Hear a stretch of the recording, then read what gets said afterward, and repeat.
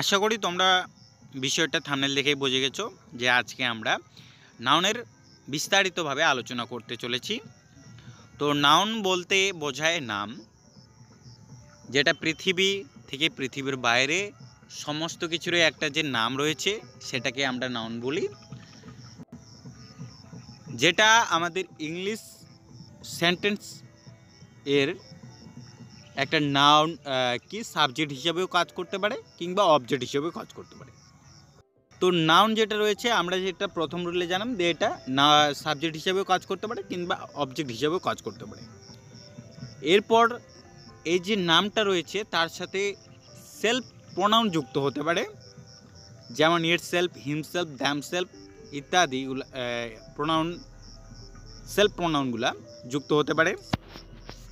It is দিয়ে যে ব্যক্তির নাম সেটা বসতে পারে, তারপর হু বসতে পারে, বা দ্যাট ইজ দিয়ে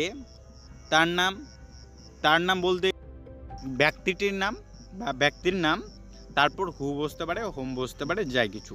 ওকে, তারপর কি এই যে আমাদের নামটা রয়েছে তার সাথে অ্যাপোস্ট্রোফিস এস যুক্ত হয়ে তার পাশে একটা নাউন বসতে পারে। এছাড়াও দুইটা সাবজেক্ট, অর্থাৎ ধরে নাও তুমি যদি রাম হও, রামের পরে শ্যাম বসতে পারে কমা দিয়ে, এবং তারপর অ্যান্ড বাট ইত্যাদি দ্বারা আরেকটা সাবজেক্ট বা অন্য কিছু সাবজেক্টকে যুক্ত করা যেতে পারে। এবার যেটা নিয়ম সেটা হলো যে নাউনের সামনে বা নাউনের পিছনে আমরা অ্যান্ড বাট অর যোগ করতে পারি, নাউনের সামনে কিংবা নাউনের পিছনে। ওকে, আবার ডাব্লিউ এর যে ওয়ার্ড রয়েছে এটাও নামের সামনেও যেতে পারে, নামের পিছনেও যেতে পারে। আবার আদার্স জয়েনিং ওয়ার্ড যেমন both, either, neither, not only, but also ইত্যাদি যে রয়েছে অনলি নাউনের সামনে বসে। এছাড়াও প্রিপোজিশন যে রয়েছে, প্রিপোজিশন এর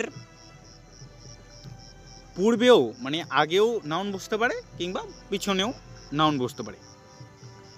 তো আশা করি ভিডিওটা কেমন লাগলো আমি তো বুঝলাম না, কিন্তু তোমাদের যদি খারাপ বা ভালো যাই লেগে থাকুক তো তোমরা অবশ্যই কমেন্ট করে জানিও এরপরে কি ভিডিও চাও, কি টপিকের উপর। ওকে, থ্যাংক ইউ।